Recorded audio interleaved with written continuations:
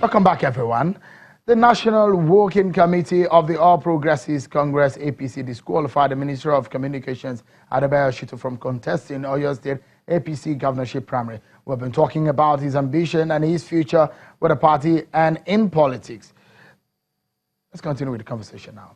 Thank you so much, Honorable Minister, for coming on the program. So it does happen that after today, well, your fate is gradually being formed by what has happened today. But you're saying that the exercise that determined who came out, Mr. Delabo has emerged as a candidate of your party, and you did say that that is an exercise in futility. Of course it is. They are supposed to know, because they know that there has been, from the litigation that has been in place, a subsisting motion of injunction against the use of indirect primary. But the party has actually said, if you want a direct... It goes beyond that. Anything other than direct primaries, the party can ratify, send it to the National Working Committee. The National Working Committee approved the indirect primaries. You see, if there had not been a litigation against delegates, then you can have the liberty of going through,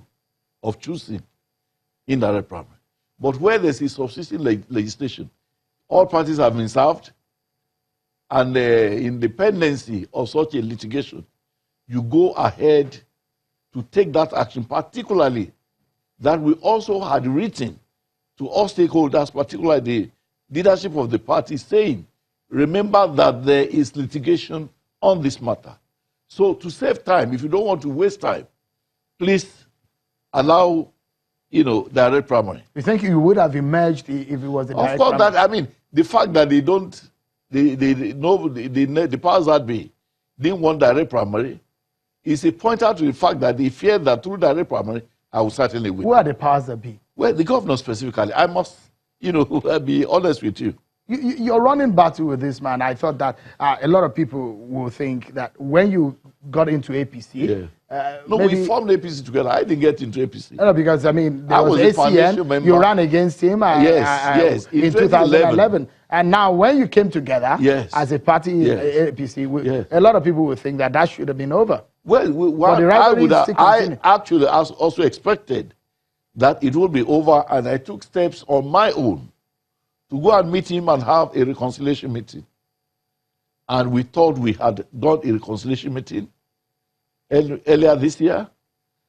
And 5-6 days after, he got bulldozers taken to a construction I was doing to provide an ICT center or a CBT center for my local community in Shaki. Got it destroyed, got more than 2,000 blocks destroyed.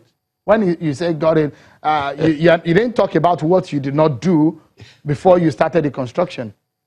But no, you see, what happened is there was a dispute as ownership of land. And I went to meet him, and he assured me that he was going to settle the issue between us and the government. Unfortunately, and I had actually also gone to court to establish the ownership of the land as opposed to government being the owner of the land. And he assured me that he was going to resolve it, and the resolution was to get, structures on the land destroyed. So your running battle still continues. Well, you think that you'll fight this to the very end, isn't it? Look, I want to assure you, and for the general public, I don't start wars, but I don't run away from any. I'm a, law and order person. I believe in the rule of law. I believe in the courts. I don't start battles. I'm not a violent person. I don't engage talks. But if there is a violation of my right, of course, as a lawyer, I know that I must go to court. And so that's the only thing I do, and I believe in the court system. So you're a man of battle in that sense? Well, I do. I don't run away from any such. So you are ready for this battle? Well, if it comes as a battle, why not? So this what happened today has not dented your governorship ambition? It can never, and I believe at the end of the day, what has happened today can only be a Pyrrhic victory for whoever thinks he has won.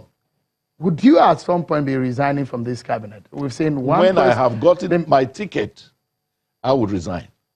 If you don't, maybe when the case of the certificate comes out. by the grace of God, I'll get the ticket. Well, the case of on this NYSC, the case is comes in court. I know that the court will do the needful, and then things will be resolved. But if it comes against you, if it comes against, when I get to the river, I know how to cross it. On the basis of morality and honor, yes. Do you think you can do that also? Let me tell you, your colleague minister did that. The law does not. Well, you don't compare my case with that of my colleague minister. Unfortunately, she had a fake certificate. But you didn't serve at all? No. I didn't serve, and I don't possess a fake certificate.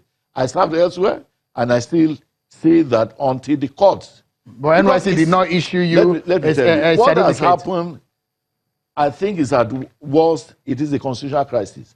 Because at the time, the 1973 decree on National Youth Service Corps was being put together, it didn't anticipate the type of situation that I was in. A young man just coming from school and getting elected. 26 years of age. 26 years of age. You were the youngest in the history. I was the youngest. To serve in the House of Assembly. And shortly after, I also became the Honorable Commissioner for Home Affairs, Information and Culture in Oyo State. So the law of 1973 did not anticipate this, and I hope that very soon the issues will be put before a court of law to, make a statement on what should be the position to take. What's your relationship like with the president, Muhammadu Buhari? Fantastic relationship. You were the first person to adorn, to don the cap without any regret. Without any regret. So, and I'm happy that today he has emerged as the sole candidate of the party. You hear what your critics are saying about that? What were they saying? That you are using your relationship. Yes. That you, in fact, boast about your relationship with the president within the party. Well, I'm not a man who boasts about anything. Certainly, I'm not. I mean, I've got but you take pride in your relationship with the president. Why wouldn't I? When you have one leader who is an epitome of humility, an epitome of incorruptibility, an epitome of passion for serving the fatherland, why wouldn't I be proud of such relationship?